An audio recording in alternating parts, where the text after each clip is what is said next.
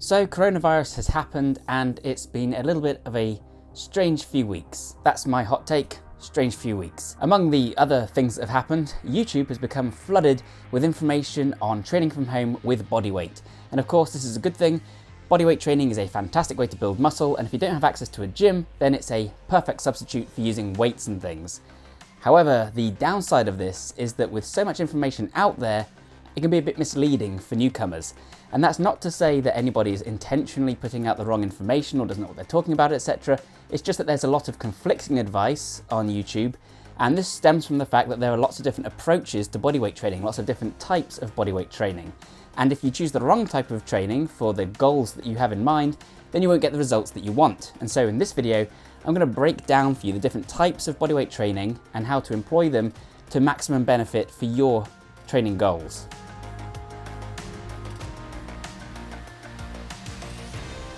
So to start with, you have your basics, you have push-ups, pull-ups, sit-ups, etc. These are your fundamental building blocks of bodyweight training, and they're what a lot of programs will be written around. And a lot of the workouts that you'll find on YouTube revolve around doing a whole bunch of press-ups, a whole bunch of pull-ups, sit-ups, etc. in a kind of circuit. This is fine if your goal is to burn fat, to tone muscle, to generally improve your metabolic conditioning. However, it's not useful, particularly if you want to build big muscle, lots of strength, or general performance. And the reason for that is that things like push-ups performed for 10 to 20 reps even are not really enough to stimulate a lot of muscle growth. If you're used to lifting 150 kilograms on the bench press, then doing some push-ups, that's really not going to cut the mustard. Basically, when you do push-ups, you're only lifting a portion of your own upper body weight, and this isn't enough to send the correct stimulus to optimize muscle growth. The three main triggers for muscle growth, as many of you will know, are mechanical tension, muscle damage, and metabolic stress. Mechanical tension happens when the muscle picks up the fact that it's contracting through the mechanoreceptors, and it releases growth factors in response to that, which then encourage growth. Muscle damage occurs when the muscle cells undergo tiny micro-traumas and then get built back up thicker and stronger. And finally, metabolic stress occurs when you kind of pool blood and oxygen and metabolites in the muscle by using a high rep range, and this then floods them with more growth factors that encourage growth. And of course, you can also improve your neural drive, which is muscle fiber recruitment, and that occurs when you attempt to use the maximum amount of force in your muscle, and that trains you to use your muscle as efficiently as possible, and that's kind of separate to hypertrophy. Push-ups on their own, done stopping before failure, won't trigger any of these different things. That's because, as I say, they just aren't challenging enough. You're not going to contract the muscle enough, you're not going to be using the thickest and biggest fast twitch muscle fibers, and you're not going to be going long enough to cause a lot of metabolic stress. But like I say, this is fine if you just want to tone up slightly and if you want to burn fat and calories, in which case using a bodyweight circuit is perfect. So if your aim is to get kind of a toned body for the beach and you're not interested in building big size or particularly massive strength or explosiveness, then your Joe Wick style metcon workouts, circuits, really useful. But if you want to build size and strength like a bodybuilder, if you usually curl weights in the gym, then you're going to need to train more like a bodybuilder using your body weight. That means you need to slightly increase the challenge, you need to make the amount of resistance greater, and you also need to isolate the muscle group more. So for instance, if you normally do lots of curls, then the closest thing to that might be lots of chin-ups. If that doesn't provide enough of a challenge, then you might want to do a one-armed chin-up, and what that will do is double the amount of weight that you're putting onto that arm, whilst at the same time isolating the bicep far more. And if you can't do a one-armed chin-up, then you can assist yourself. You see a lot of people at the moment on YouTube using a towel around one side that they use with their left hand, whilst they do one-armed chin-ups with their right hand. And that way they can just balance themselves and make it that little bit easier with the left hand, whilst keeping the focus nicely on the bicep until it goes to failure. In bodybuilding, the aim is to focus on a specific muscle group to isolate that muscle group, because that allows you to take it to failure and beyond. As I talked about in my previous video, when you go to the point of failure, not only does that maximize the amount of metabolic stress, create the pump and the burn, which signals the kind of sarcoplasmic growth that bodybuilders are interested in and improves your muscle endurance, but at the same time it also forces you to use the faster twitch muscle fibers, because the slow twitch muscle fibers are fatiguing and dropping out. So you can get there by doing huge, massive sets of bodyweight training, large, long sets of press-ups and squats, which has a whole bunch of other benefits as I talked about in my previous video.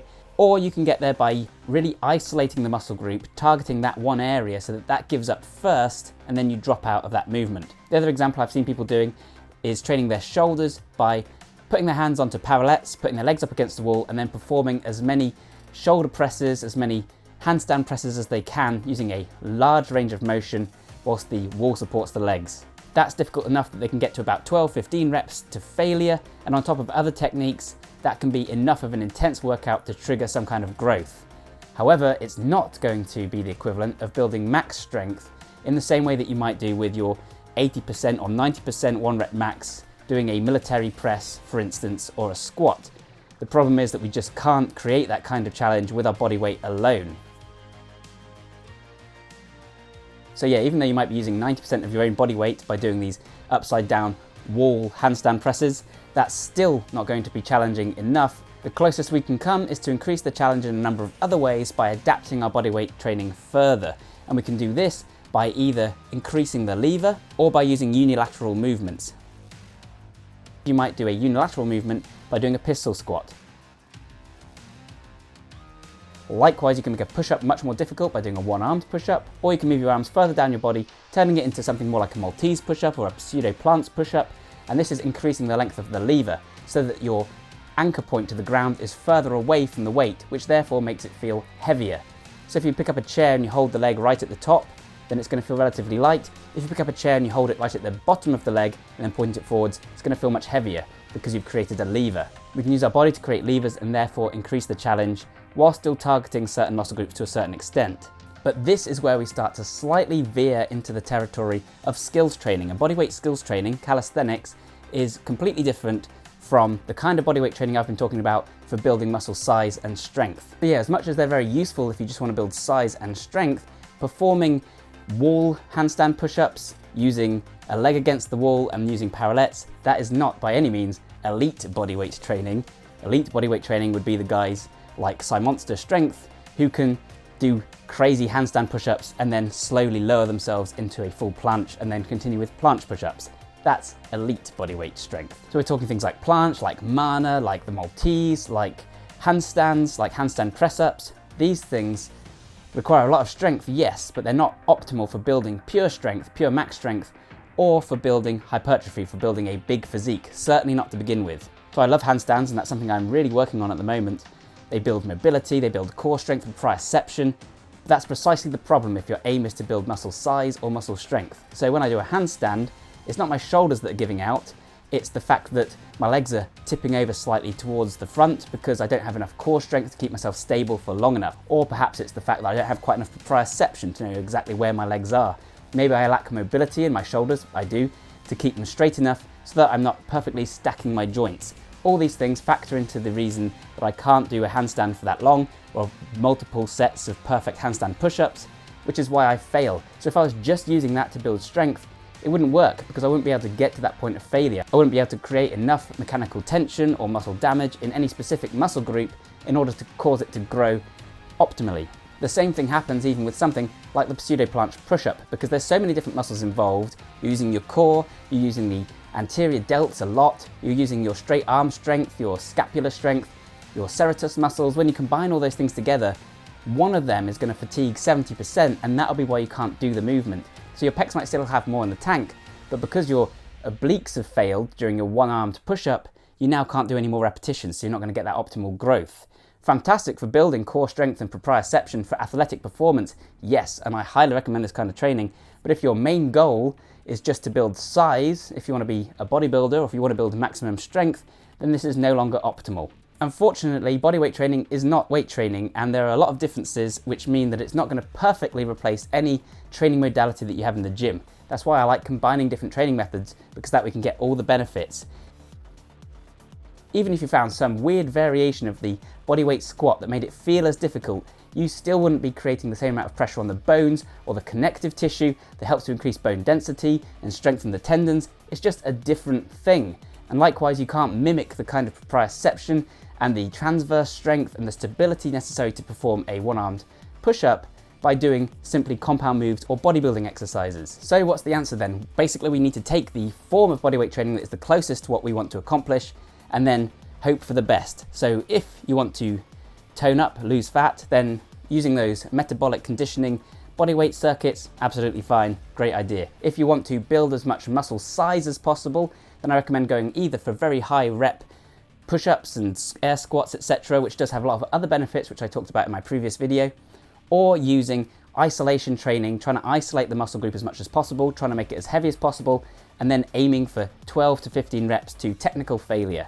If you want to build as much strength as possible and emulate powerlifting at home, then you want to make the movements as difficult as possible. This is going to be the hardest to emulate at home, but using things like planche push-ups and maybe pistol squats, we can get somewhere close. Finally, if you're interested in functional strength and proprioception and balance and explosiveness, then great news, you can use all of those calisthenics skills. For explosiveness, of course, you want to use those plyometric moves like clapping push-ups, and that will be perfect for improving your athletic performance. The good news is we don't lose muscle really quickly. In fact, I think Jeff Nippard talked about this recently. Studies show that you only need to include one strength training program a week to maintain your muscle. What's more is that many of the adaptations that occur during training mean that you gain muscle much more easily when you do lose it. You'll increase the number of myonuclei, the nuclei in your muscle cells, and that makes it easier to grow more muscle more quickly. They don't disappear when you stop training. Likewise, you change gene expression and that doesn't change. Likewise, tendon strength stays around for much longer than muscle strength.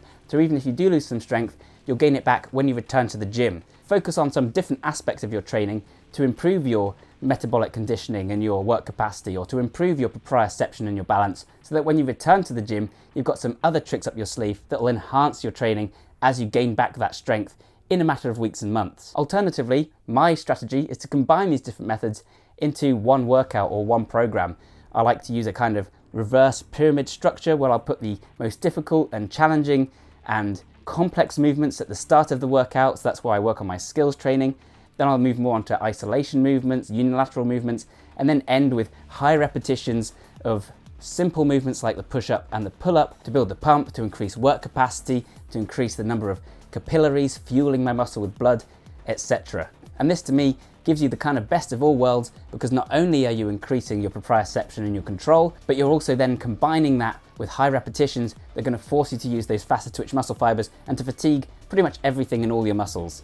So bodyweight training can be absolutely fantastic. It certainly can, for now, replace your gym training, but you need to approach it in the right way. Take whichever of those methods appeals most to you, or combine them in a unique way, as I've suggested here. Hope you found that useful and interesting, guys. I'll be returning to my usual scheduling very soon. I've got lots of topics to tackle, such as my Batman recovery video, etc. If you did enjoy it, then please leave a like and share it around. That helps me out immensely, and subscribe for more like this.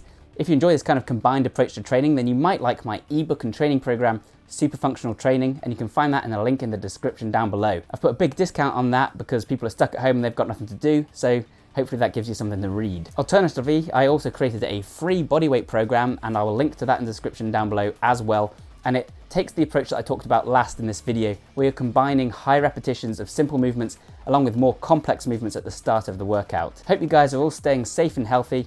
I know it's a rough time, but just got to focus on the positives. So try something new, explore new avenues with your training, and keep punching. Thanks a ton for watching, and I'll see you next time. Bye for now. I'd also like to take this moment to announce another new initiative. I've just set up an exclusive invitation-only Bioneer Facebook group. This is a mastermind group / brain trust for discussing unusual training methods, brain training, recent research, secret projects here on the site, and more. My hope is that we can put our heads together and crowdsource some exciting new ideas and concepts to take our performance further. I want to keep this group small and focused to maintain a high quality of discussion. So for now, it will only be open to patrons in the Brain Trust tier, the $5 a month tier. This should prevent the group from being flooded with the same questions and will help to grow and support the channel. All you need to do is sign up as a patron, then scroll down to the link which is there as a post. I'll get a notification and I'll then approve your membership as soon as I'm able to. I'll put more information in the description down below. I look forward to seeing you there.